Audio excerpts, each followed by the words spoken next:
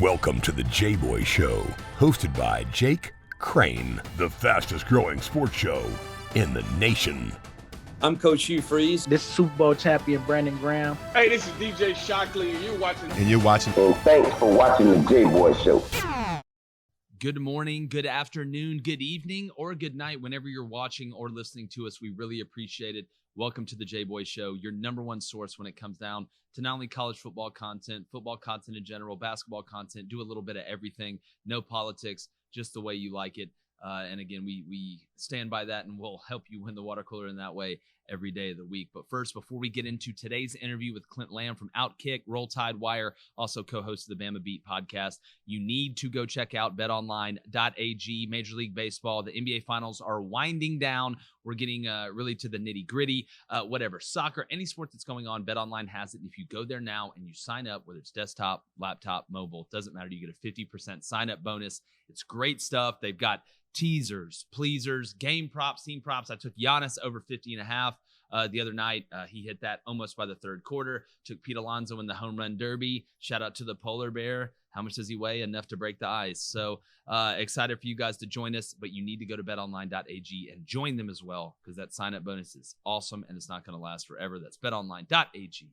Head over there today. My monologue, we're going to get into a little wagering today. We've got a surprise, a big announcement coming up for some wagering stuff we're going to do during the season. I think you're really going to enjoy that. We were hotter than a firecracker last year, and it stayed that way through March Madness. The Kentucky Derby called Medina Spirit, regardless of how many times they rubbed some steroid cream on her. Super Bowl took the Bucks and the under. And it just took Pete Alonso in the home run derby. The facts don't lie. Check it out. We tweeted it out there. But I got another one for you. I got a winner for you. You need to take it right now. You need to buy a point on Alabama minus 17.5 against Miami. Buy it down to 16.5 and put the rent on it. I'm just telling you. I don't believe Miami's going to be able to stop Alabama. De'Aaron King's coming off a torn ACL, okay, going up against an Alabama defense that is going to look a lot more like what Alabama defensive lines, especially, you look at Will Anderson, a guy they're going to have on the edge, can play jack.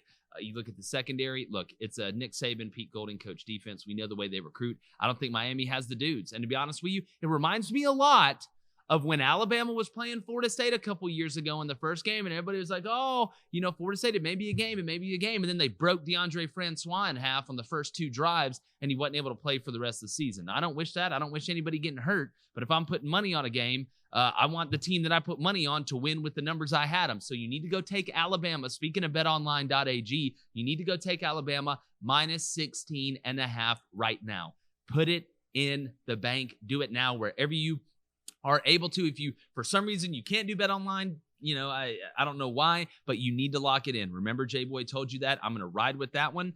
We've made our Georgia pick as well. I'm going to wait for the over-under on that before I make a dissertation on the over-under. But I love Georgia money line. And if you want to play it safe at Georgia with Georgia plus 3.5, buy a half, take it to plus 4, and go ahead and hedge yourself. But no. Alabama, my whole monologue is dictated to this. I'm trying to give you free money. I promise you, I'm trying to give you free money. Take Alabama, buy a point, minus 16.5, and enjoy the dubs and enjoy your wallet increasing in size. That's my monologue for today. Let's get Clint Lamb in here to chop it up. I use that joke at the end of the interview as well. It's the Jboy Show. Let's win the water cooler, baby. All right, everybody, let's get into this interview portion of today's show. Excited to bring on a guy for the first time, a guy that I follow, enjoy his content, whether it's at Outkick, whether it's Roll Tide Wire, whether it's the Bama Beat podcast, and that is Mr. Clint Lamb. Clint, appreciate you joining us, man. Absolutely, Jake. How you doing this morning, brother? I'm doing good. Real quick, before we go in, Blaine, did you hit record on this? Okay. All right. Sorry, Clint. Here we go. We can edit that it's all out. good. I just want to make sure. I just didn't see the record thing in the top left. All right. I got you. All right, Clint. Well, I want to start off here, looking at Alabama. That's where we're going to start. I always talk about what they had to replace. The audience knows that. We have a very smart audience.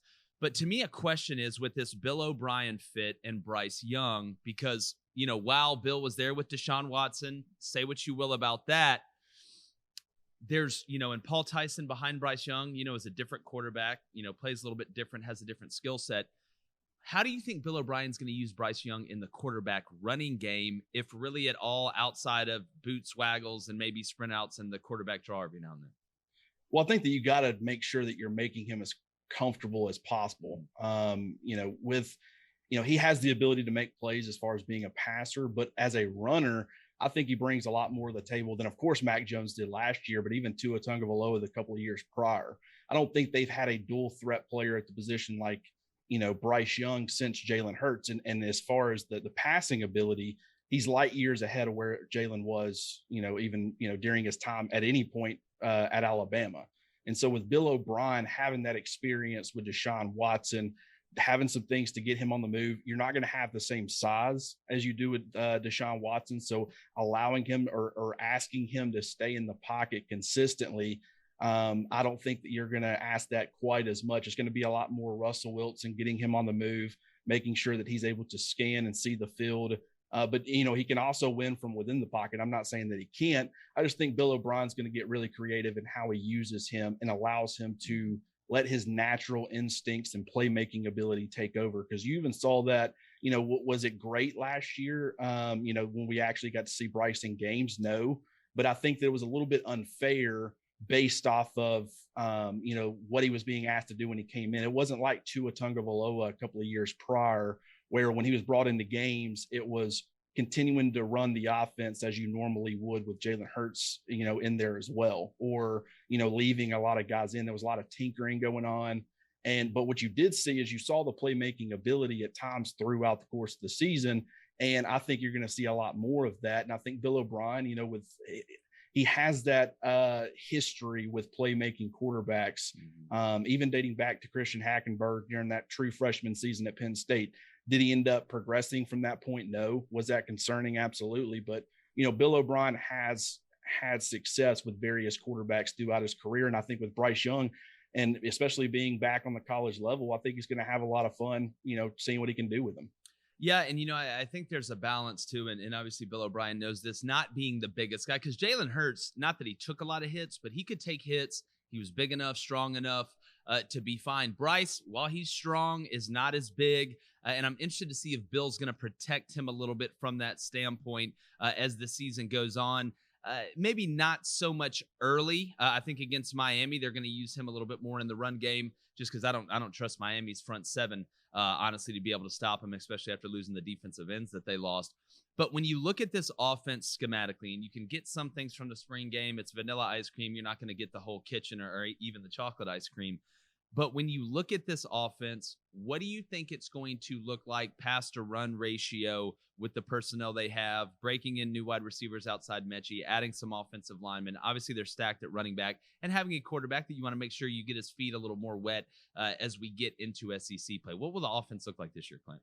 Well, there's a part of me that would think that they were going to continue to sling the ball around quite a bit, because I do think you continue to have a playmaker at the quarterback position. But especially early on, you got to think you have a defense that you can rely on a little bit more, which is a lot more similar to what we saw, back in the Jalen Hurts days and prior to. What's interesting is everybody points to that 2016 Alabama defense and says, or tries to make comparisons to this year. And what I would say to that is, you had that more ball controlled style of offense with Jalen Hurts leading the offense. You were using his legs a lot. Even when you were asking him to throw the football, he was still taking designed passes and running. That was kind of his second read. It was either first read or run in a lot of situations, and that's going to roll clock. That takes a lot of pressure off of your defense. But, with Bill O'Brien now being the offensive coordinator, especially early on, you got a deep stable of running backs. Do you have a Najee Harris? No. But with Brian Robinson, Jace McClellan, Roydell Williams, you got the true freshman 5-star and Kamar Wheaton. I don't know how exactly he's going to fit into the mix. You got Trey Sanders, another former 5-star, if he can come back from that injury from the wreck last year and get back to being full health. Then I think that you're going to rely a lot on the run. And then over the course of the season, as Bryce Young starts to get more and more comfortable, really start to open up the pass a little bit. And, as far as trying to protect Bryce Young, you're going to obviously point to, just a couple of years ago with Tua Tagovailoa. There were times where he hung onto the football way too long, and that resulted in several injuries, including the one that almost ended his career. So when you're, trying to teach Bryce Young how to protect himself, especially with the size limitations, you have a perfect example of a guy that was in that room and was a former all-world talent prior to all those injuries. You have him to point to as an example. So I think that Alabama's offense compared to last year, where they really tried to open things up and they understood that they probably needed to outscore opposing offenses, especially in those big games, such as against Ole Miss or Florida. I think that they play a little bit more ball control. I still think they open things up, spread things out, and have fun with it. You still continue to have playmakers all over the field. But I just think when you have a defense that you can rely on a little bit more, it changes the approach, as far as what you'll see on Saturdays. Yeah, it does. And Alabama, I know everybody's high on that defense coming back. I am as well. Will Anderson, those guys they got up front. And even in the back with Joe returning, I know they lost Sertan, but there's a ton of talent there. When you recruit at that level, you're able to replace talent with talent. But if you had to pick one dark horse, and I'm going to move to the defense, we're going to get in the rest of the league here in a second, Clint. But when you look at the offense outside of Mechie, give me a dark horse or a breakout player you think is going to come from that wide receiver or tight end group. Mine's Latu. I think the kid's going to have a really big year. Absolutely. And you still got Jaleel Billingsley there too. Yep, so he's underrated. He doesn't get talked about enough. Absolutely. So I think you got a nice little 1-2 punch there at tight end, which, I think you're going to have to, compensate a little bit, because I don't think you quite have the receiving backs that you did with Najee Harris and what he was able to do after the catch. Mm-hmm. But then also, as far as the receivers, with Bill O'Brien's offense, if you look historically, he's been all about that kind of big-bodied X receiver. DeAndre Hopkins, when he was able to have him, Allen Robinson back when he played at Penn State under Bill O'Brien. So you start looking at who are some of those candidates could potentially be. Trayshawn Holden would be one. I thought he had an excellent spring. He's starting to be talked about a little bit more. You got Hall, who can stretch the field vertically, being a true freshman. I don't know how much he'll get into the mix early, but you also got Ja'Cory Brooks, who we didn't get to see in the spring game, but 5-star talent, went through spring. So he's already kind of got the leg up on some of the other guys like JoJo Earl that, where he can maybe get into the mix. So it would probably be Ja'Cory Brooks over the course of the season. Trayshawn Holden certainly early on, just because I think he's a reliable target on the short to intermediate stuff.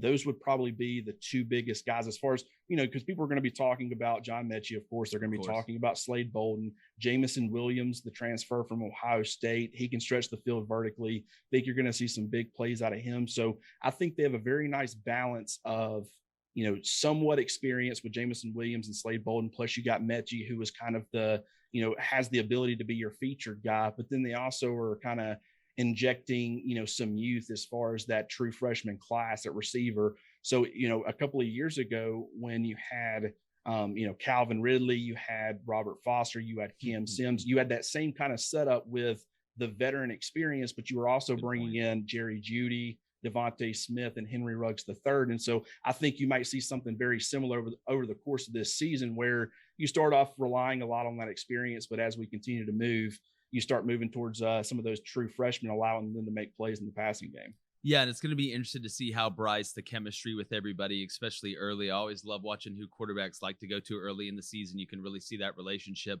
We're here with Clint Lamb from Outkick, Roll Tide Wire, co-host of the Bama Beat podcast. Check him out. Going to get to the rest of the league in 1 second, but looking at the defense, and the days of winning 9-6 are over. You're not going to consistently put that type defense out there just because the game has changed. Offensively, it's changed. The rules have changed a little bit. The rules always help the offense when it changes, by the way. If anybody's ever asking, that always happens. It's amazing. As a defensive guy, it drives me nuts. That's neither here nor there. But, Clint, will this defense kind of remind people a little bit of what, Nick Saban and them were bringing in their bag a little bit from a pass rush standpoint? I love what they bring. I think they're going to be really aggressive this year on defense. I think Pete's going to let the dogs out, to quote the great prophets from the Baja Men group. Yeah, and I actually think they were a little bit better than people give them credit for last year. I do too. I've said it, Pete. Me and you had we on social media. I mean, I literally had it as a monologue. Pete Golding gave up 19.4 points a game last year, and an all SEC schedule and the playoffs. Like what? I'll take that 1,000 out of 1,000 times, Clint. It's not even close. Absolutely. And I mean, that's with them playing roughly, 5 top 15 teams, including, I want to say 4 top 10 teams in the way that it finished. And there were some limitations. Georgia was a top team, and yet they were limited offensively. So it wasn't just about where guys ranked, but then you also had Ole Miss, who was just a dynamic offense, and they actually did a very poor job against them in that particular game. And that's one where I'll give Alabama fans and say that's something that Nick Saban and Pete Golding never want to happen. But unfortunately, with the way things are in college football today, it's going to happen. Mm-hmm. And I can almost assure you at some point this season, something similar, maybe not to that degree where they're giving up, high 50s, low 60s kind of points, but they're going to be in games where they can't stop the opposing offense. There's too many good offenses in college football, and the game is now designed to help them as much as possible. The way that I look at elite defenses now compared to just a few years ago, even that, dating back to 2016, is if I say that I think Alabama's going to have an elite defense, and what I'm looking for in an elite defense is being the best possible as far as getting off the field on third downs, being able to get after the quarterback because you're playing in a passing league, and trying to get those one or two key stops in those big games. You can still hold the lesser offenses to 17 points or 14 points or less than 10. They went on a run where they didn't allow a point for several games last year, and looked really good in that stretch. But against those elite teams is what I'm talking about. When you've looked, in the last couple of years, Georgia had a great defense last year. They had a good defense the year before that. When they get on the football field with an Alabama offense or an LSU offense the year before, or even a few years ago, when they played Oklahoma in the first round of the college football playoff, when an elite offense plays an elite defense, the elite offense is going to prevail 9 out of 10 times. And so when Alabama is in those games, I think with them having a much improved defense, what you're more so looking at is trying to get those one or two key extra stops over the course of 4 quarters. That's going to allow your high scoring offense, which you have to have a high scoring offense if you want to win in today's college football, to allow them to create separation where the opposing offense can't catch up. And I think with Alabama's makeup defensively, they're certainly going to be able to bring that to the table this year. And I think they're going to be a lot of fun to watch, whether you're talking about, the exterior pass rush. I think they have a lot of potential as far as their interior pass rush. Do we have an established guy that we know about at this point in time? Do we have a Quinnen Williams or a Christian Barmore? No, not necessarily, but I think there are tons of guys who can provide that complementary interior pass rush to go with the exterior dominant pass rush they're going to have. The secondary, you lose Patrick Surtain, but I still think they're loaded at that spot. You got Henry To'o coming in there with Dylan Moses leaving, along with Christian Harris and Jalen Moody. They're loaded defensively, and they got the right combination to have success in today's college football going against those spread, high-powered offenses. Yeah, and I'll add another category in today's game to elite defenses: holding teams to field goals in the red zone. It's almost as good as a stop nowadays when Absolutely. you're able to do it. And the teams that tend, you hear bend but don't break, this, that, and the other. Sometimes you're in a situation where they get the ball in the red zone and you need a stop being a field goal, make them hit the 3-pointer. We've seen And we saw that, last year against Ole Miss. That was the difference in the game. It was back and forth until Alabama's defense finally was able to get that stop and force Lane Kiffin to kick a field goal. And from that point forward, it was a completely different ballgame. Alabama had created the separation they needed, gotten the stop they needed to come out, with it ended up being a double-digit victory, it was still a close victory though. And I think that you're going to see a lot more of that, from their defense this year in those key moments. What do you think, looking at the rest of the West, Clint, looking at A&M, looking at LSU, looking at Auburn, just give me kind of your, thesis on how the rest of the West is going to go, and who worries you the most? If, for the Alabama fans out there, what team would you say, and again, maybe worry is not the word, but what team are you really keeping your eye on, or a couple teams that you think could sneak up and bite somebody? I think that I would probably put the SEC West in the tiers. And what's interesting about this is the SEC as a whole. If Phil Steele did not have the same, I think he had 7 preseason SEC teams in his top 25 last year. He's got 4 right now. That a lot of will point to a lot of people and make them say the SEC must be down this year. I think that it's just really, really deep. Yeah. Across the board. SEC East, maybe not as much as the West. Everybody in the SEC West is good to some degree. Are the records going to reflect it? No, because they're all playing each other. Yeah, that's exactly right.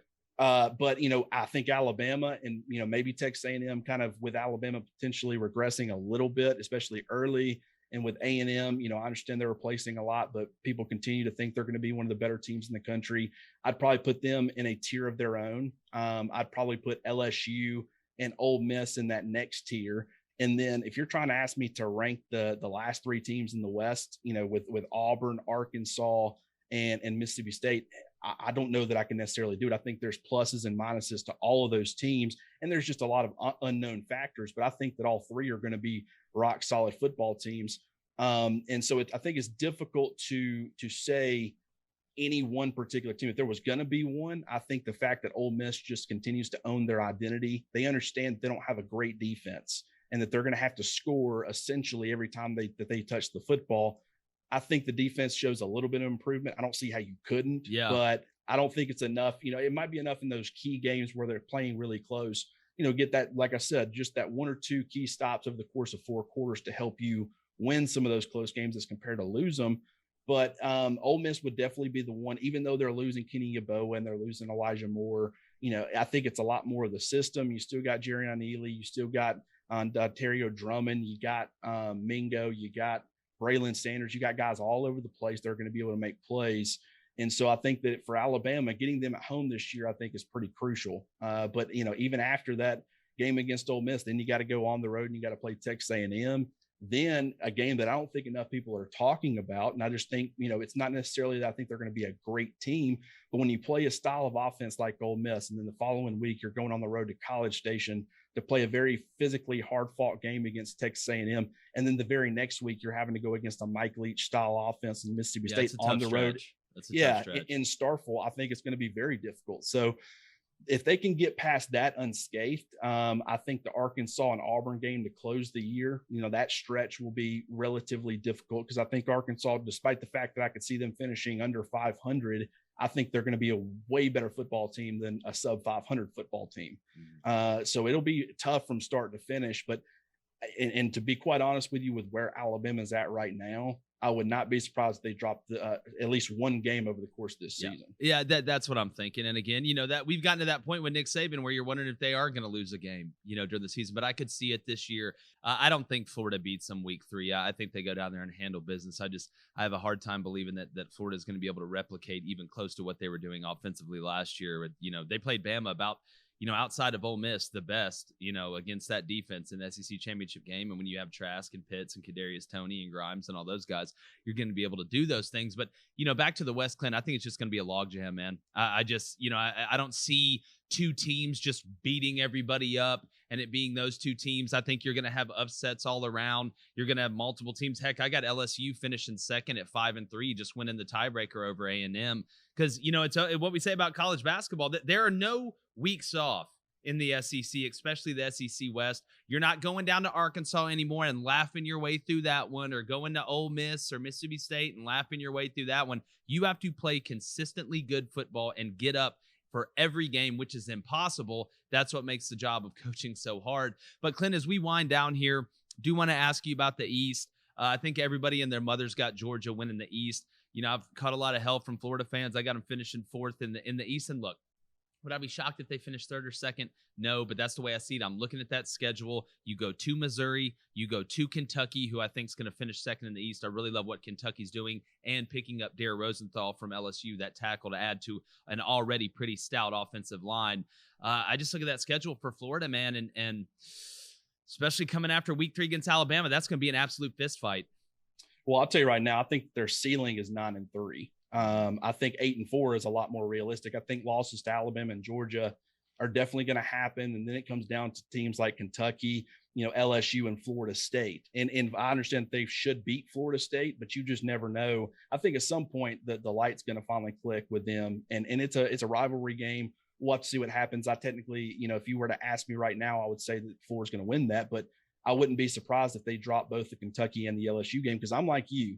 Kentucky is who I have finishing 2nd in the SEC East. I have Florida finishing 3rd. Mm-hmm. And then I think there's somewhat of a drop off. I do like Missouri, and I want to put them, they're definitely my number 4 team, but I kind of have them in a tier of their own. Kentucky and Florida in kind of a tier 2, and then Georgia as a clear cut tier 1. But with Missouri, I just think that, they lost arguably, 3 of their best players in Larry Roundtree, Nick Bolton, and then of course, Larry Borum at right tackle. So, it's going to be interesting to see how the East ends up playing out.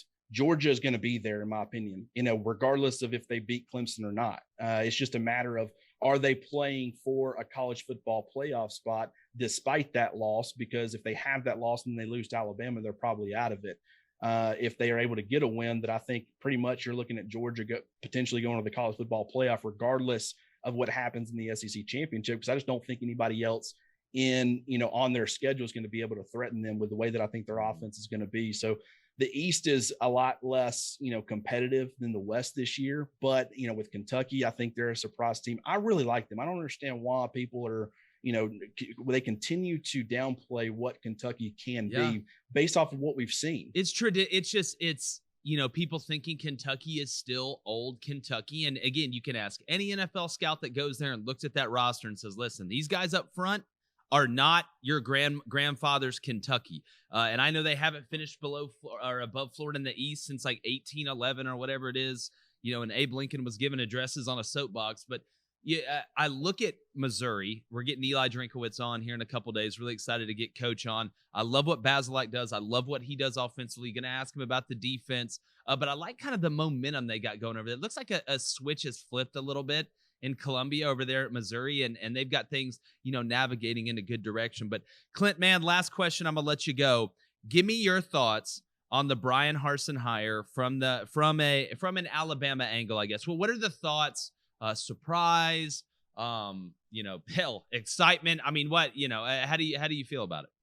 Well, I think for Alabama fans, at first the hire was kind of considered a joke, because no one really knew who Brian Harsin was. And I will even admit that I knew where Brian Harsin was. I knew to some degree the job that he had done there at Boise State. But as far as knowing what he's going to bring to the table for Auburn specifically, I didn't really have too much of an idea. And so when the hire first happened, when you heard all these other names, Hugh Freeze and everybody else who was being thrown around, did I think it was a better hire than Kevin Steele? Absolutely. But I still had kind of questioned where they were going with that move.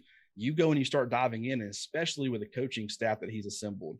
Arkansas surprised everybody this year because they got the right man in charge in Sam Pittman, who can lead people, but then you got the right coordinators around him who was able to help that, compared to a lot of other SEC teams, Arkansas does not stack up from a talent standpoint. Yeah. And yet they were competitive in a lot of those football games and a lot of fun to watch. I could see Auburn doing something similar. And with the way that they're going to try to play a physical style of football, the offensive line's got to be addressed. They still have some holes there. But, if you can get that offensive line figured out, if you can establish a run game, you got a couple of really good running backs there, you're going to be able to rely on Tank Bigsby. Defensively, I think they're going to continue to be pretty good. Do they have some question marks? Absolutely. But I think that there is plenty enough talent at all three levels to, keep Auburn competitive in a lot of games. But the question is all going to come down to Bo Nix. And I think it's very intriguing. I think the fact that you have some quarterback depth there now with TJ Finley, you can be a lot more comfortable asking Bo Nix to use what he likes to use best, which is his legs. I think he's going to be asked to stand in the pocket and win from the pocket more, get better in a lot of areas, but just having that, last couple of years, if Bo Nix went down, you had nothing behind him, nothing that you trusted. And so with this year, with you having that quarterback depth, I think that pushes Bo Nix, but also I think that it just makes the coaching staff a lot more comfortable, allowing him to do things that he likes to do and does well. And so I think that, any time that we've ever downplayed Auburn and thought they weren't going to have a good year, they had a great year. Mm-hmm. And so that's what I worry about with me, thinking that they could very well finish, fifth in the SEC West this year, is those are the types of seasons where they come out and surprise you.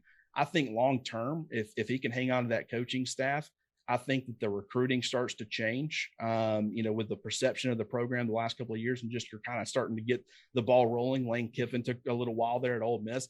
I think they eventually get to a point where the recruiting's taking care of itself and they're being competitive enough to where they actually have a pretty good thing going.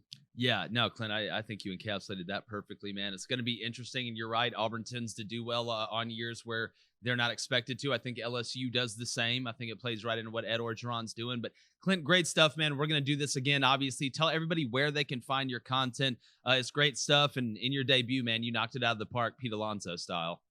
Appreciate it, brother. Man, where can't you find my content? I mean, I write for Outkick. You can get all the college football stuff. If you're looking for Alabama content specifically, I'm the managing editor for Roll Tide Wire with USA Today, and then podcast form, the Bama Beat podcast with Cecil Hurt and Nick Kelly there with the Tuscaloosa News. So we talk a little bit of Alabama football. We write a little bit about Alabama football, and then make sure we cover the rest of college football because it deserves to be covered too. Definitely, man. Tell Cecil we'd love to have him on as well and give him a shout out, man. The guy's been a warrior for a while. But Clint, I appreciate you, brother. We'll do this again. Make sure you stay safe out there. And man, I'm going to see you in Birmingham at Media Day. Sounds good, brother. We'll have a beer. Sounds good. We appreciate you guys joining us as well. Make sure you subscribe, YouTube, Apple Podcasts, Spotify. If you haven't, what are you doing? Go do it right now. Give a 5-star review on Apple or not. If you don't like it, just give a review. It's fine. Listen, I'm a free market guy. You do what you think. But make sure you also go to the jboyshow.com, grab some of that merch as well. It's been another edition with Clint Lamb, chopping it up. See what I did there? It's been another edition of the Jboy Show, and I'm gone. The Jboy Show is produced by David Cohn, Technical Director Dave Hammock, Creative Director David Culbertson, Audio Engineer Feyzan Shareef, Production Assistants Blaine Crain and Kyle Orr, Executive Producers Jake Crain, Vince Thompson, Steve Chamberlain, and David Cohn. Please subscribe to our YouTube channel and visit our website, thejboyshow.com, for updates regarding our newest apparel and merch designs. Win the water cooler with the Jboy Show.